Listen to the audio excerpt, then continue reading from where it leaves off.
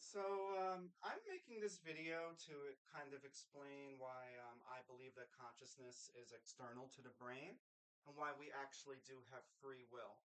So, really, to even start this discussion, we kind of have to start with what we do know about our universe as it is, right? So, our universe is kind of governed by classical physics, Newtonian laws, that are pictured here. And we know that everything has a cause and an effect. That one thing must have happened in order for a certain effect to happen, like an object will not move unless an outside force is acting upon it. And there is space and time within our world. There is distance, there is movement, there is location. And it would kind of stand to reason, right, that since we are conscious beings and we can feel, see, touch, that is the cause of some other, that it is the effect actually of some other cause. And that everything that we do when we seems like we're choosing to do something, like you're choosing to have a cup of coffee in the morning or whatever it is that you're choosing, that is actually also an effect of a prior cause, which would imply that it is determined and it's like a chain of dominoes and you're not actually really choosing anything and your thoughts are really the effects of a prior cause. You're not what you're thinking might actually be just determined by previous causes. And I've thought of this for most of my adult life, and there's a couple of things that start to fall apart. We call them the two gigantic problems here. So the first one is infinite regress. And infinite regress is pretty easy to understand. If we have an infinite chain of events, right? It's a logical impossibility. There has to be a starting point that was not itself caused by something else. You can't just keep going cause effect up to infinity. It's sort of like the chicken and egg problem, but the chicken and egg problem amplified infinite times. It's just something that's not possible. And religion has tried to answer this with God, and the science community has tried to answer it with the Big Bang, but even God and the Big Bang still fall into this issue where what caused God and what caused the Big Bang? Like, how do you reconcile the starting points? Okay, and the other thing that we have is consciousness. And this is the hard problem of consciousness, which is not really explained well in the physical world that we talked about on the first slide because space and time doesn't really correspond well to consciousness.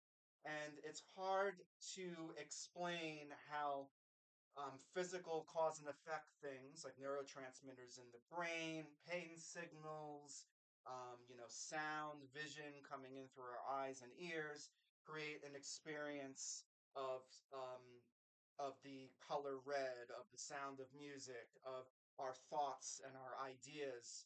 They don't really break down well into Newtonian physics and atoms and molecules, and they call that the heart. It just doesn't really make sense within the paradigm of the classical physical world.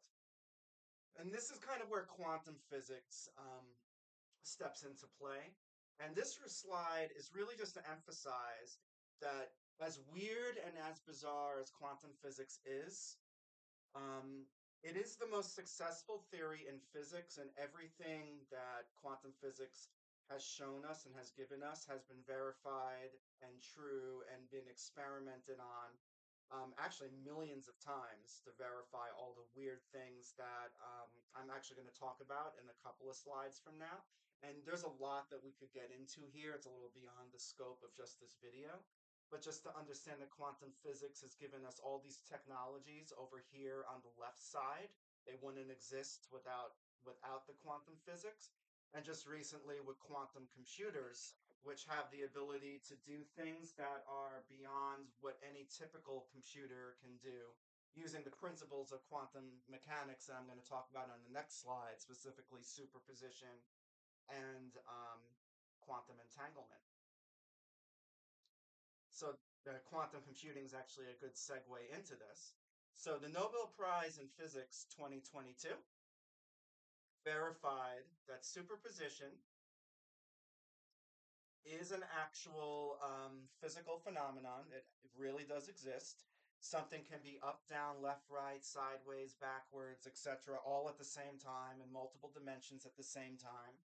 Um, and everything actually starts out that way before it is picks one way or the other. It's kind of a ridiculous notion, it's a ridiculous revelation, but it is what quantum physics has shown us.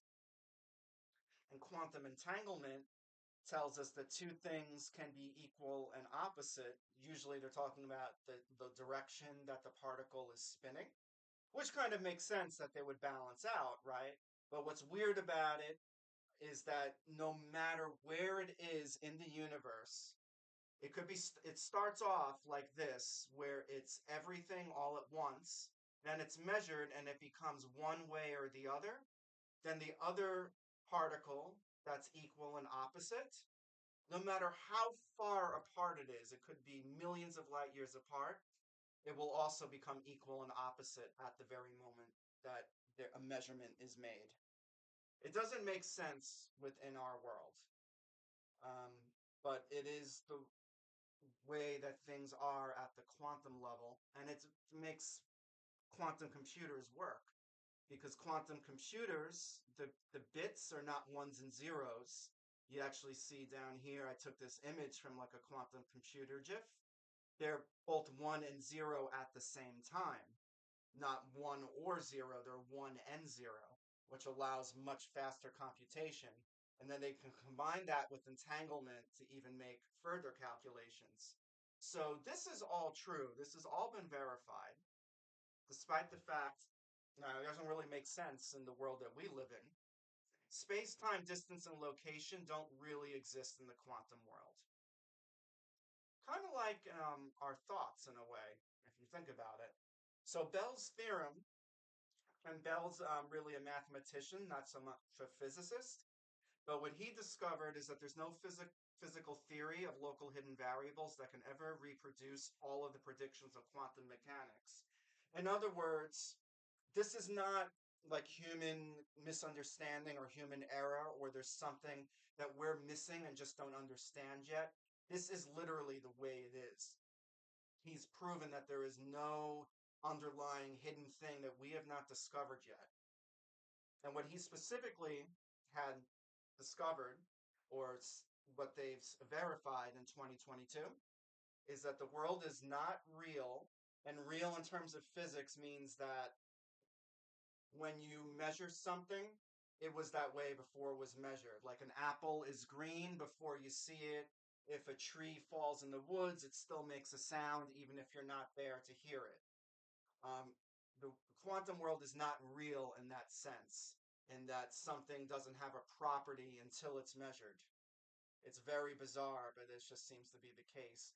And the other thing is that locality doesn't exist. There's no such thing as distance. Light doesn't even experience distance. Light doesn't experience time. Yet we experience distance and time and space within our own world. So, how do we reconcile these two things, classical and quantum physics? It doesn't make sense that both of these can be true and at the same time, right? But the best way to really understand like how these two things can be at the same time is to look at video game code and video games in general. So this is a picture of the type of code that is used to code Mario game. Like they're one from the original 1980s. And you can see the bits on there and the different numbers that correspond to things. And yet somehow, right, even though there's no space and time within this code, it corresponds and creates a world that has space, it has time, and it has movement and it has physics, even though that is not a property in itself here. These are just numbers, these are just information. And this is very analogous to what we have with the quantum world, where the quantum world is really just numbers and information that don't have space and time. yet it corresponds and creates our three-dimensional world that we live in. So we're going to go back to the consciousness in a little bit. We're going to leave this for another video. Infinite regress is kind of deserves its own video. So let's talk about tying it all together. We'll go through the video game code, and we're just going to add in that there's kind of a middleman between the video game code and the actual video game being displayed on the screen. That middleman is this, the Nintendo Entertainment System that plugs in. There's a microprocessor that reads the code and it displays it onto the video game screen, right? This equals this, but it needs that in the middle. But similarly, in our world, we have this represents the quantum world, which doesn't have the space and time like we talked about, right? This is the physical world where there is space and time and classical physics that we kind of understand intuitively. And the bridge between the two of these things is actually the human brain and human consciousness. And you intuitively kind of know that is the case, right? Because just to make the analogy again, if we destroy the system with a hammer, you also will no longer have the video game, displaying on the screen, but the code will still exist. Even if I destroy the system, the code is still there and exists. Likewise, if the consciousness is gone or the person dies, their perception of the external physical world will also disappear, but this will still exist. The quantum world with the waves and the particles that don't follow space and time will still exist in the absence of the consciousness or the person. And in the way we know that this is intuitively true is that everyone learned in middle school or even in high school that visible light and sound waves are what give us the perception of music and our experience of sight. So this entire landscape here that's beautiful and immersive doesn't actually exist. What really exists is this. It's all just waves. It's all just waves coming into our eyes, and then our consciousness and our brain turns it into this kind of like a video game. Like how the video game code, if this was the video game code, is translated into the visual video game world. The wave world or the quantum world is translated into a world that has meaning to us with space and time. Likewise, sound waves are translated into our subjective experience of music and sound. So if we go back to using Mario as the example, again, we're going to talk about free will. That last part was sort of about consciousness and how consciousness creates the world that we live in as we perceive it, right? So the free will, we have the Mario here jumping, we have the Nintendo Entertainment System, but there's another aspect to this that we haven't explained. Why is Mario jumping? How is he being controlled? And where is the control coming from? Well, you know that the control is coming from a controller, right? That's plugged into the system. But where is the controller? Mario's not jumping because the question mark is making him jump, or the pipe here is making him jump. His will, his ability to do anything is coming externally. It's coming from outside of the video game, right? There is nothing within the video game itself that makes him shoot a fireball and makes him jump, right? It's coming from outside. And in effect, Mario is really just a body, right? When you pick up the controller and you play Mario, you're actually Mario. In the same sense that you as a human being are just a body, you have two arms and two legs, but this is really just a body that we are temporarily in control of. And like Mario's body, right, the actual will or the control of it is coming externally. It is not coming from within our world. And you can use you can use VR as an example, you can use other video games as an example. but it's kind of the best analogy to explain and really visualize how free will and our ability to choose is not coming from a cause and effect chain within the space-time world. It is coming from outside, just like how it is for video game and video game characters. So this might make you question, well, wait a minute. How do I know that someone or something isn't really playing as me? Like if I'm playing as Mario, if Mario's having a thought like, "Oh my God, am I actually me or am I actually the person playing me?" Well, Rene Descartes had thought about this a while ago, and he didn't really think about it in terms of technology and video games. Back in his day, it was demons. But he thought, well, what if a demon is deceiving me into making me think all of these different, like all of my thoughts and ideas and my actions and everything I do is really something else external controlling me, right? But he concluded that I must exist, at least as a thinking thing, because I am doubting. So in order to even be doubting, you have to be thinking, you have to exist. There must be a you in order for you to be deceived. So you probably surely do exist, and you surely are not being controlled by something else because you are having your own independent thoughts and ideas that are solely yours. You know that you must exist. I think, therefore I am. So let's use the examples. I kind of picked this guy because he sort of looked like the Super Mario in the Super Mario example. And his jumping off the cliff then in this intuitive view of the world is not coming from within the world that he's in, like the neurotransmitters in his brain and his the chemical composition, et cetera, of the human body. It's not like a cause and effect chain that is within this world that's causing him to do this.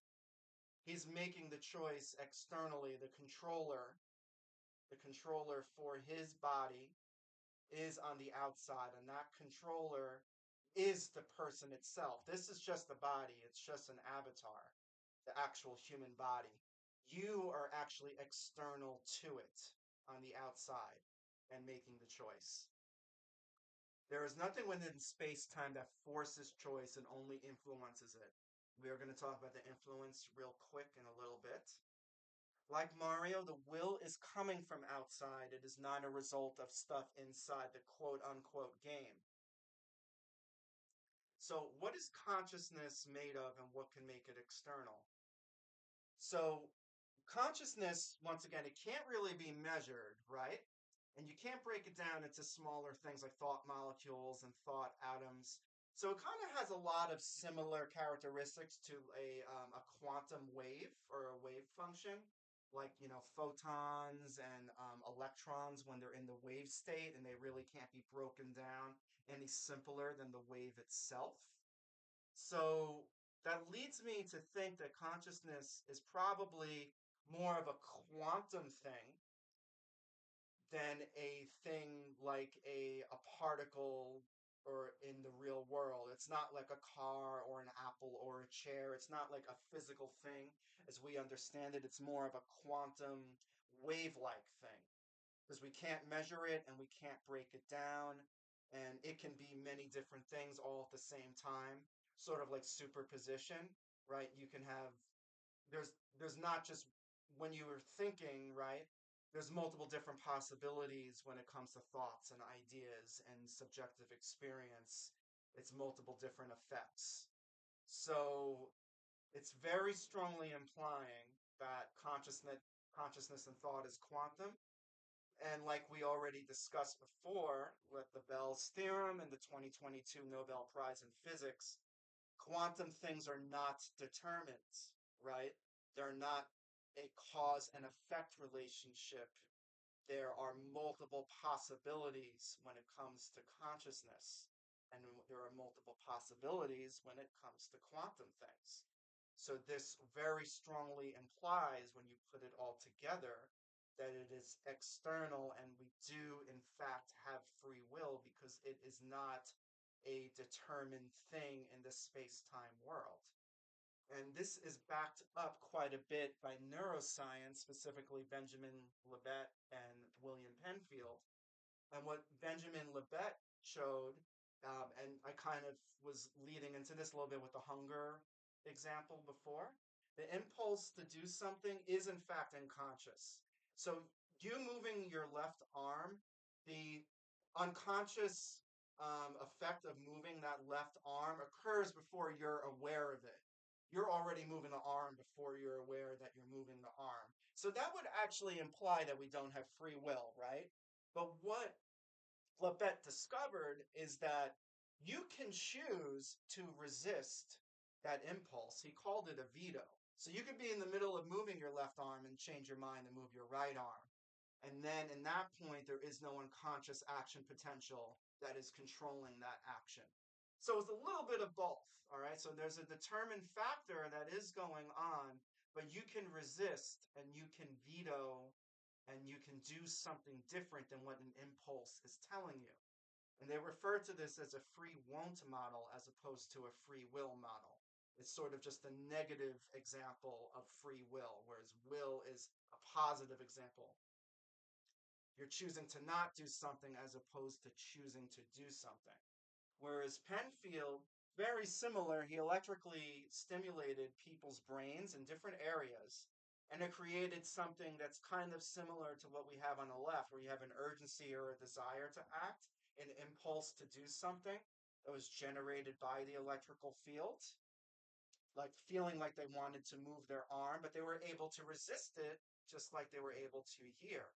And even furthermore, right, when they electrically stimulated someone, in different parts of the brain. They never electrically stimulated someone and they said, oh, wow, vanilla ice cream is delicious.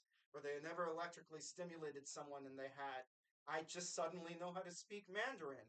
Or they have a novel idea when you electrically stimulate someone. Imperialism is bad since you just shocked me and just had that thought. It doesn't work like that. Electrical stimulation doesn't create complex thoughts, original ideas, or conscious self awareness.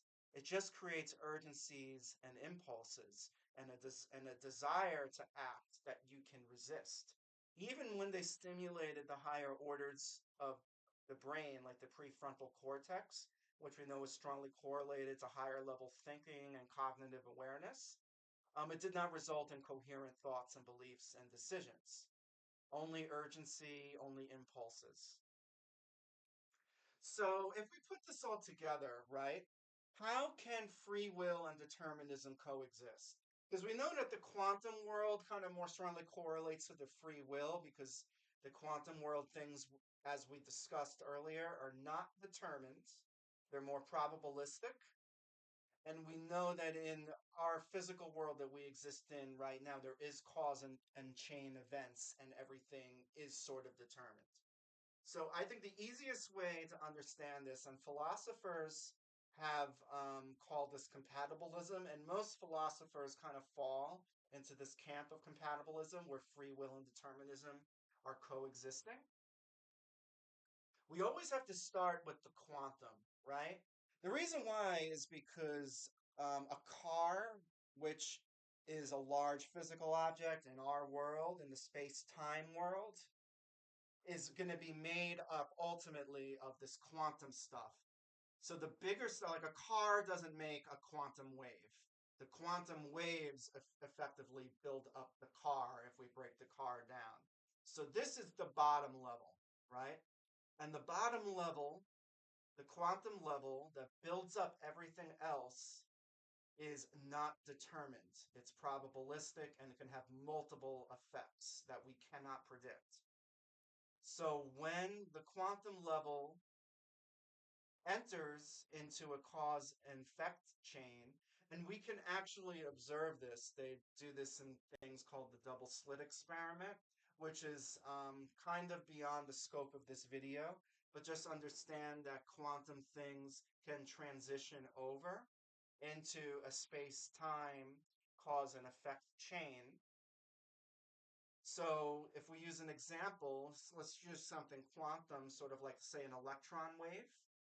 And when the electron wave kind of becomes an electron particle, let's say something more like electricity, and it travels, let's say that this is the human body and it's like a nerve impulse, right?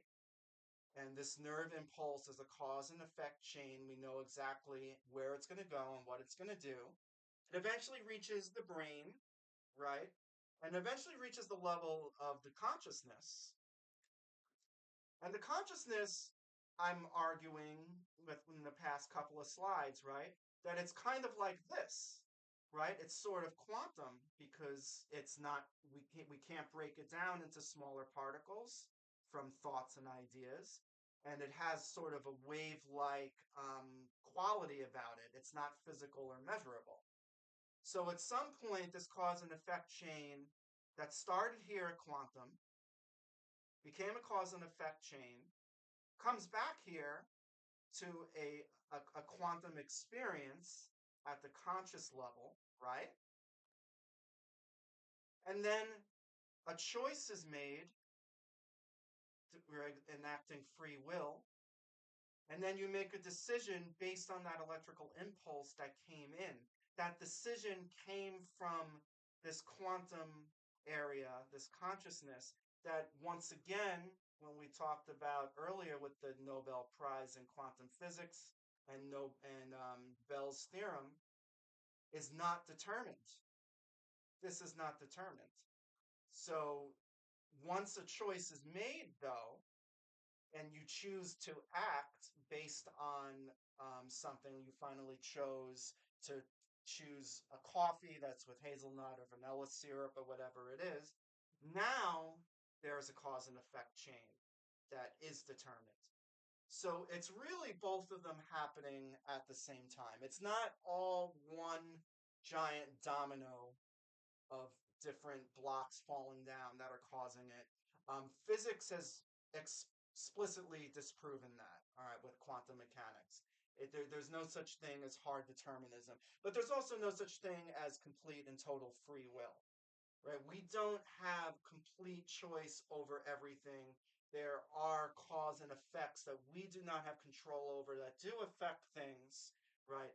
But there is areas within our existence and our world and the physical universe that are not dependent on determinism and a cause and effect chain. So that's really the end of the presentation.